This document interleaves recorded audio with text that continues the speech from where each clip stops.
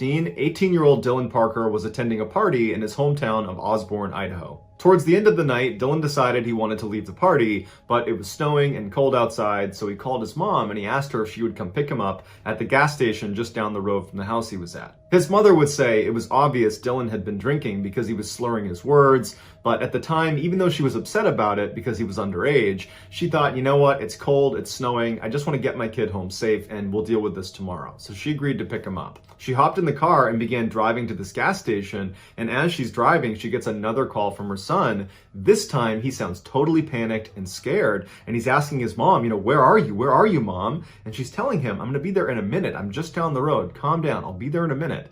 And then he hung up. When she got to the gas station, he wasn't there. When she tried calling him back, his phone was off. She got out of the car and went into the gas station and asked if they'd seen her son, and they said they hadn't. She got back in the car and she drove around for about 30 minutes yelling for her son, but there was no sign of him. She still couldn't get in touch with him. His phone was still off, and she just had this bad feeling that something had happened to him, so she called the police. The police conducted a thorough search that started with the house Dylan had been at for this party. They interviewed the people who were there, and everybody said Dylan seemed fine, and he just left. He said he was getting picked up by his mom. But as they looked around town, they just could not find any sign of him. 10 days later, Dylan's body was found in an area nobody was searching. In fact, he was found by accident by two people that crashed their ATVs in the middle of the night and then went back in the daytime the next day to retrieve their ATVs, and that's when they found Dylan's body. He was located outside of town, high up a hill in a dense forest, which in order to get there, he would have had to walk the opposite direction of the gas station. Now, toxicology reports showed Dylan had been under the influence of alcohol, but this was his hometown. He certainly knew where the gas station was, and he would have known he was walking in the complete wrong direction, especially when you consider walking towards the gas station was like walking towards the center of town. There was lots of lights, lots of indication you're going in the right direction. To walk in the other direction towards that hill where he was found would have been like walking towards darkness, where there's no lights, there's no sign of town. It's obviously the wrong direction. But the case gets even stranger because on the day Dylan went missing, there was a lot of snow on the ground, which meant people would have made tracks. And from the time Dylan went missing until he was found, it didn't snow, and the temperature did not heat up enough to melt the snow. So in theory, any tracks Dylan would have made, they would still be there when he was found. But where Dylan was found, there were no tracks anywhere near him. No footprints, no tire tracks, nothing. It was as if someone had dropped him out of the sky. Another strange element of this case is Dylan was found without pants and without boots on. And so you would think for him to make it all the way up to this spot on the hillside through kind of rough, rocky, snowy terrain through a forest, that you would expect his socks to be totally ruined and his feet to potentially be cut up.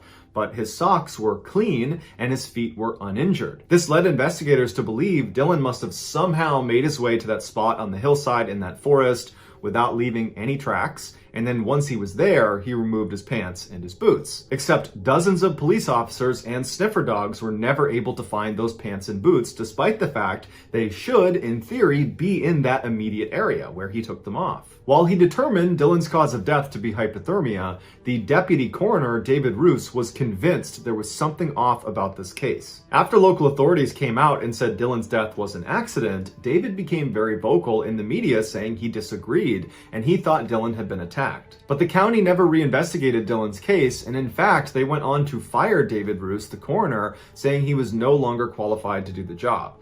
David says they fired him to keep him quiet. As a result, we may never know the truth about what happened to Dylan.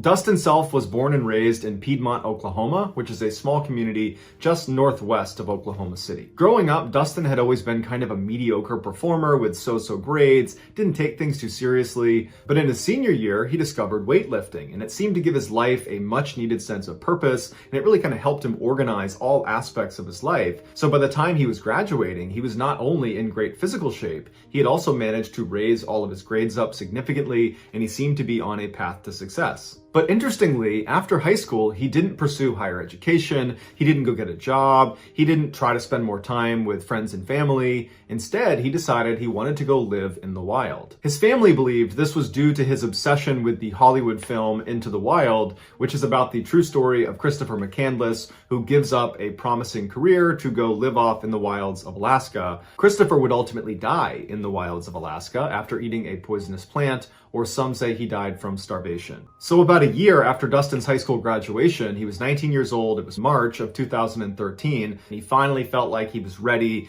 to go live out this dream of living in the wild. And so he told his family he was going to go on this cross-country road trip, stopping at different points along the way, living out in the woods. His family knew he was really fixated on this and couldn't talk him out of it, and so they ultimately accepted it and said, just be really careful. So in early March, Dustin heads out on this road trip, and nobody hears from him until March 15th, when he calls his parents and says, I'm in this tiny town called Fields, Oregon, and I'm at a gas station. Everything's going great, nothing to worry about. The very next day, Dustin called his ex-girlfriend and told her he was lost on a mountain. And his ex-girlfriend said she couldn't really understand what he was saying, and she was actually at the airport about to board a plane, so it was noisy, and she stepped into a bathroom to hear him more clearly, but even as she's hearing him, what he was saying just wasn't making any sense. He was talking about this mountain he was lost on, and he was referencing that there were people that were after him, and it was just very confusing. And before she could get any more clarifying information from Dustin, he hung up, and then she couldn't get back in touch with him. So she calls Dustin's father, and she tells him that she had this really weird conversation with Dustin, where he said he's lost on this mountain, and even though I didn't really understand what he was telling me, he sounded really, really scared. Dustin's father thanked her, and then spent the rest of the day trying to get in touch with his son, but every time he called, it just went straight to voicemail.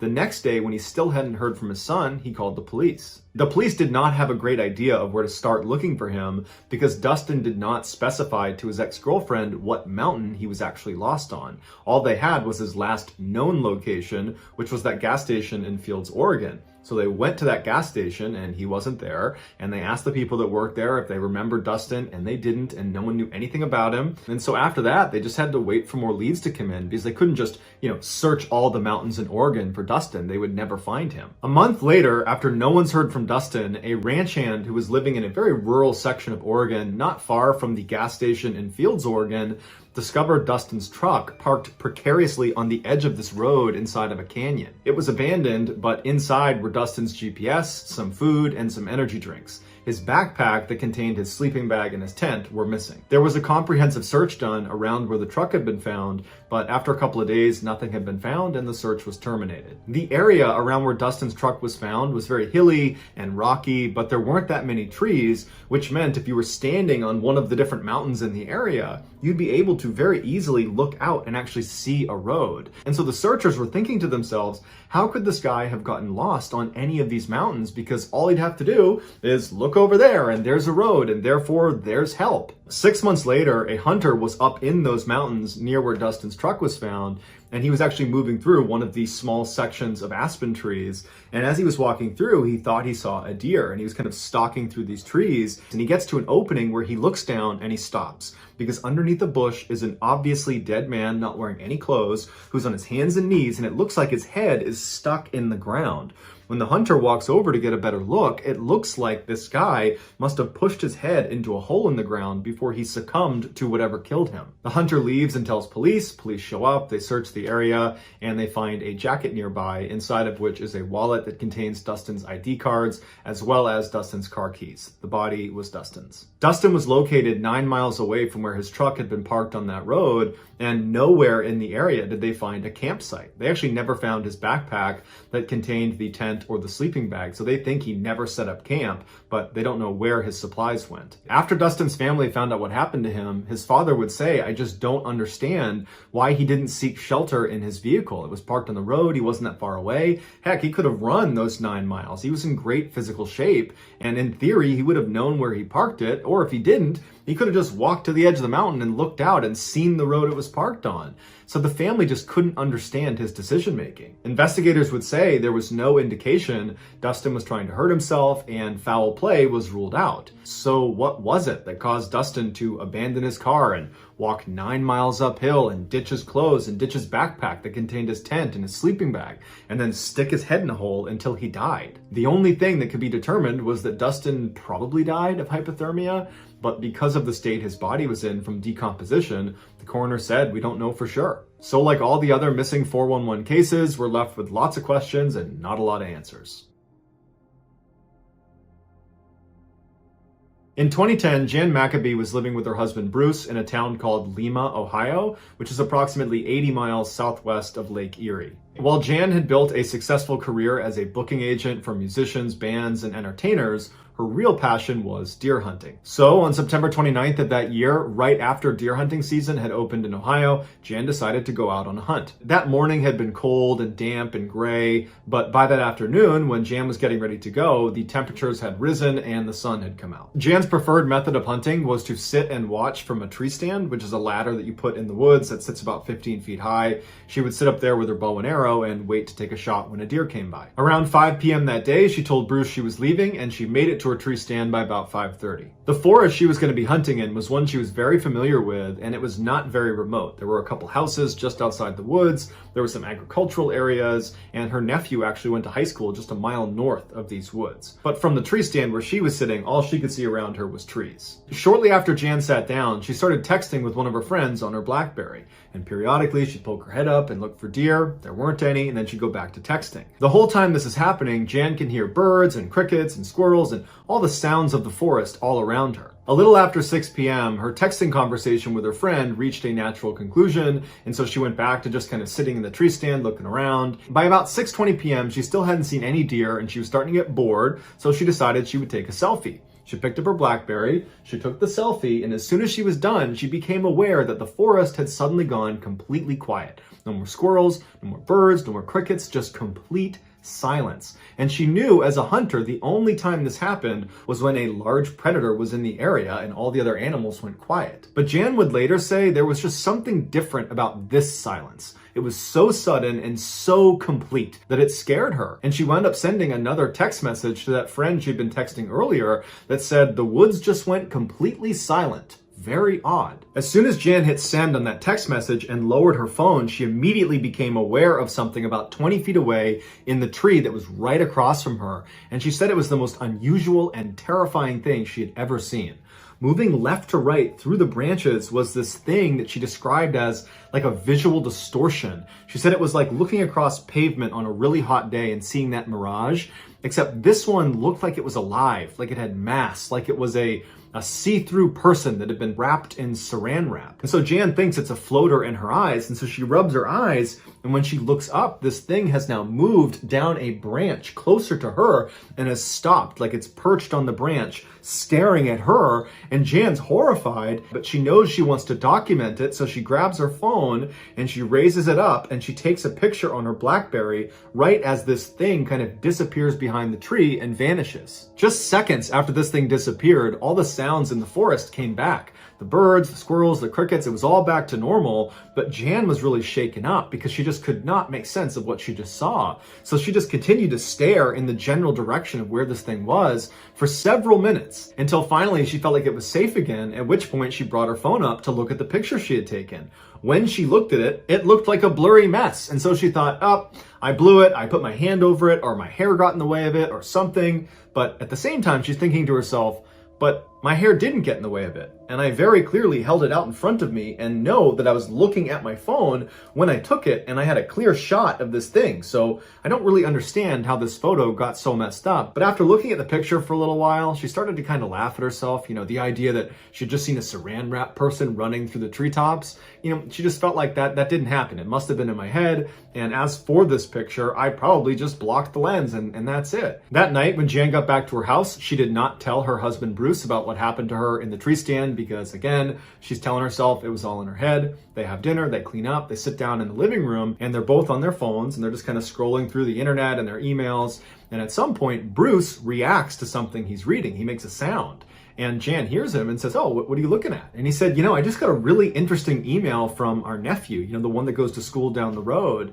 He said that today they were outside for band practice, and at some point, all of them turned to look at the forest, and there was a bright circular light that was kind of hovering in the forest. And I guess they all stared at it for about 5 or 10 seconds, and then at some point, the light kind of went back into the forest, and they didn't know what to make of it. And I guess one of his classmates said that a year before, the exact same thing happened, and it apparently scared their instructor so badly that they canceled rehearsal and went inside because of it. As Jan is listening to her husband read this email, she's sitting up and her heart is racing, and as soon as he finishes, she says, what time did he say that happened? Bruce picked up how intensely she was asking him, and so he looked at the email, looked back at his wife, and was like, it was between 7:50 and 8. Why? At this point, Jan revealed everything that had happened to her while she was hunting, seeing that visual distortion in the trees that looked like a figure of some kind. And she would tell him that the forest she was in was the same one their nephew was claiming to have seen this circular light floating inside of. She told him she tried to take a picture of the thing she saw, but the picture didn't come out. But her husband, who is an optical physicist and therefore an expert at analyzing a picture, said, here, let me take a look at it. As soon as he looked at the image, the first thing he asked her was, well, did your hair get in front of the lens? And she said, no, I was holding it about a foot away from my head and my hair was in a ponytail and a ball cap, so that can't be my hair. And so he looked at it again and he asked her, well, did you put your finger over the lens maybe? And she said, yeah, I might have. I don't think I did, but it's certainly possible. And so not really thinking much of this picture, he decides before giving the phone back to just check the resolution of the image, because whenever he would examine a picture, that was something he would do, and he discovered an anomaly. It turns out Jan's BlackBerry was only capable of taking pictures in 3 distinct resolutions. Basically, the size of the image could only come in small, medium, or large. And this picture she had taken of this thing she saw in the trees was a resolution size that was not small, medium, or large. It was some random size that the phone was actually not capable of producing. And so he asked his wife, did you manipulate your resolution settings? And she said, no, I don't even know how to do that. So Bruce looked at the other couple of pictures she had taken that day, and all of those fell into the small, medium, or large resolution size. It was just this one picture that was a total anomaly. And so Bruce was suddenly really intrigued by this image and by his wife's story. And so he continued to study the image, and he kept asking his wife questions about, how she was positioned in the tree stand and where the sun was and how far away this thing was and everything about the whole layout. And eventually Bruce started conducting experiments to see if he could duplicate this image his wife had created. And he got pretty scientific about it, and he could not duplicate it. Ultimately, because Bruce trusts his wife did not alter the photo in any way, and he trusts his wife as being truthful about what she experienced in the tree stand, what she saw, and based on his years of being an optical physicist, Bruce believes whatever was in the trees distorted this image. That even if she had put her finger over the lens, which he doesn't think she did, and she doesn't think she did, the picture resolution was altered in such a way that something had to have an effect on it. There was a third-party effect on this picture. If you're interested in reading all of Bruce's scientific findings about this picture, I have included his write-up that he posted online in the sources below.